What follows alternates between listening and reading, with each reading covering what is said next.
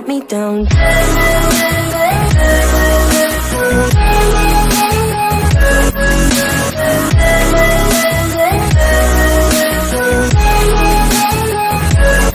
me down. Assalamualaikum warahmatullahi wabarakatuh. Di sini saya akan membahas tentang VPN tunneling. Di mana VPN tunneling ini mungkin cukup familiar terdengar pada jaringan komputer. Kita bahas ya. Kita konsep terlebih dahulu. Untuk VPN itu biasa dideskripsikan ataupun memiliki kepanjangan dari Virtual Private Network ataupun memiliki kepanjangan dari Virtual Private Network. Jadi untuk mengimplementasikan ataupun penggambaran dari VPN itu mungkin cukup luas dan sangat beragam. Jadi dari VPN itu mungkin cukup luas dan sangat beragam. Jadi di sini saya coba ambil contoh paling gampangnya itu ya. Jadi secara umum itu VPN itu dapat digunakan ketika kita memiliki contoh ada satu kantor pusat yang berada di Jakarta dan ada kantor cabang yang berada di Semarang, yang dimana pada kantor Jakarta ini dia memiliki jaringan lokalnya, begitupun kantor Semarang dia memiliki jaringan lokalnya karena kantor pusat dan kantor cabang itu satu perusahaan, jadi otomatis file-filenya itu sama gitu. Nah biasanya kalau misalkan kita menghubungkan antara router atau dengan router lainnya itu kan menggunakan interface gitu ya, baik itu menggunakan fiber optik ataupun menggunakan infrastruktur seperti penyewaan layanan. Jadi kabel fiber optik ataupun wireless ataupun yang lainnya itu mengharuskan terhubungnya secara langsung, mungkin akan mengalami kesulitan dan akan menguras biaya yang cukup mahal karena itu kita harus menyewa gitu karena itu kita bisa menggunakan yang namanya VPN tunneling. Jadi syaratnya antar kantor itu harus sudah terkoneksi dengan internet terlebih dahulu. Dengan terkoneksinya dengan internet, maka kita bisa membuat tunnel. Jadi tunnel itu kan artinya berowongan gitu ya. Jadi pada Jakarta dan pada Semarang, pada kantor pusat yang ada di Jakarta dan yang ada di Semarang itu kita buatkan satu interface virtual yang kita sebut dengan interface tunnel. Jadi dia bisa terkoneksikan secara langsung, dapat diakses di internet, tapi dia di cover yang namanya VPN. Jadi VPN itu kan private ya, maksudnya secure gitu. Jadi paketnya itu tetap berjalan di internet, tapi tidak langsung tuh paketnya dibungkus di dalam paket, jadi paket dalam paket. Nah jadi paket yang ada di dalam paketnya itu tidak akan kelihatan, jadi minim sekali adanya serangan gitu. Jadi kita bisa membuatkan interface ataupun terowongan yang bisa menghubungkan secara langsung antara Jakarta dengan kantor cabangnya yang ada di Semarang, sehingga kumpulan lokal yang ada di kantor Jakarta ini bisa mengakses jaringan lokal yang ada di kantor Semarang. Jadi bisa saling sharing file ataupun ingin akses file ataupun folder ataupun apapun itulah yang jadi kita bisa menggunakan teknologi ataupun fitur yang namanya VPN. Jadi VPN gitu ya, tunneling itu sebagai metode tunneling seperti itu. Jadi harapannya bisa mendapatkan gambaran ya. Jadi kita bisa menggunakan VPN ini ketika kita ingin menghubungkan dua nodes gitu ya, dua titik, dan kita ingin menghubungkan dengan satu kabel ataupun satu interface secara virtual yang kalau misalkan kita lihat secara geografisnya itu agak berjauhan.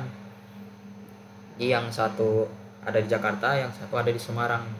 Nah ini kita bisa menggunakan fitur yang namanya VPN tunneling seperti itu. Nah, untuk terkait jenis-jenisnya itu ada pembagian-pembagian yang terdiri untuk jenis VPN tunneling. Itu ada EOIP, PPTP ataupun SSDP atau OpenVPN itu dan lain sebagainya seperti itu. Kemudian EOIP sendiri itu Internet over IP. Jadi EOIP adalah protokol yang dikembangkan oleh Mikrotik untuk mengekapsulasi frame internet ke dalam paket IP dengan EOIP. Jadi EOIP itu menghubungkan jaringan terpisah. Jadi EOIP itu memungkinkan dua segmen jaringan internet yang berada di lokasi berbeda untuk terhubung seolah-olah berbeda di jaringan yang sama. Jadi ini tuh mendukung bridging. Jadi protokol ini berguna untuk menggabungkan beberapa jaringan menjadi satu domain broadcast yang memungkinkan manajemen jaringan. Jadi kelebihan dan kurangan EOIP ini, meskipun EOIP sederhana dan fleksibel, ia bersifat proprietary. Jadi ini tuh khusus untuk perangkat Mikrotik. Jadi tidak memiliki enkripsi bawaan, sehingga perlu perhatian ekstra dari sisi keamanan jika digunakan melalui internet seperti itu. Kemudian PPP. PPP ini singkatan dari point to point protocol. Jadi PPP ini merupakan protokol komunikasi data di layer data link yang dirancang untuk koneksi point to point. Untuk fitur utama PPP itu yang pertama adalah negosiasi koneksi. Jadi negosiasi itu mampu mengatur negosiasi parameter koneksi antara dua titik secara otomatis. Kemudian PPP sendiri itu untuk autentikasi. Jadi dia itu mendukung protokol autentikasi seperti PAP, Password Authentication Protocol, atau CHAP. Jadi Challenge Handshake Authentication Protocol. Jadi ini tuh untuk memastikan keamanan koneksi jaringan seperti itu. Fungsi lainnya juga termasuk deteksi kesalahan dan kompresi data. Jadi PPP banyak digunakan pada koneksi dial-up, DSL, serta beberapa jenis VPN seperti itu. Ini ada PPTP, Point to Point Tunneling Protocol. Jadi PPTP adalah salah satu protokol VPN yang paling awal dikembangkan dengan bekerja dengan cara penggunaan protokol GRG atau GRI. Nah, penggunaan protokol GRG ini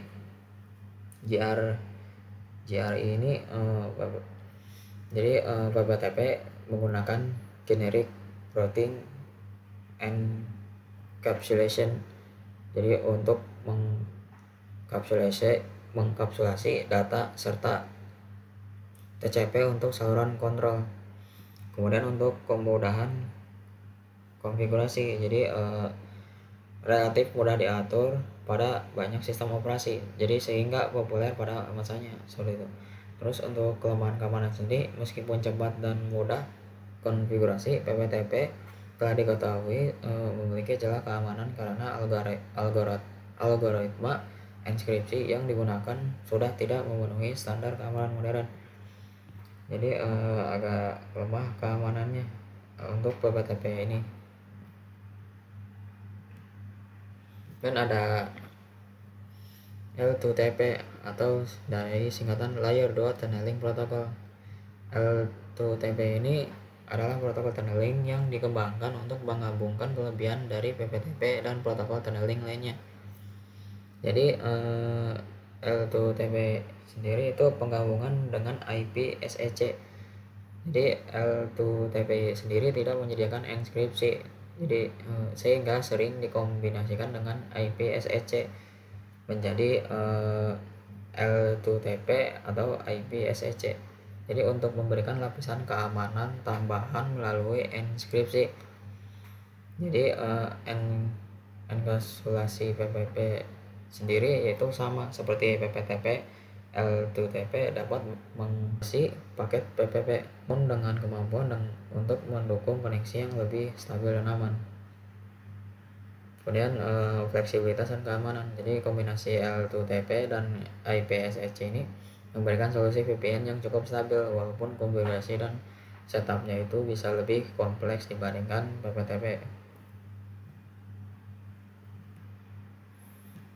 Kemudian konsep PPPUI ya, point to point protocol over internet.